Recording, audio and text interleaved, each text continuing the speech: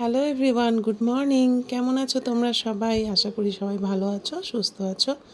এই যে বৃষ্টি ভেজা সকাল দিয়ে দিনটা শুরু করলাম। আর রিক চলে গেছে স্কুলে ওকে টিফিন করে দিয়েছি। আর রিয়ান, যেহেতু বৃষ্টি ছিল, রিয়ানকে আর স্কুলে পাঠায়নি, তো উঠেই দেখো খেলাধুলা করছিল। তারপর সকালের যা ব্রেকফাস্ট সেগুলো সেরে নিয়েছিল।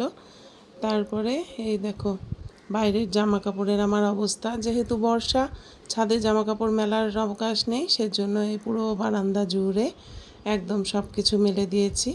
তারপর চলে এলাম রান্নাবান্না করতে। রান্নাবান্নাও তেমনটা কিছু করতে ইচ্ছা করছিল না, যেহেতু বৃষ্টির ওয়েদার।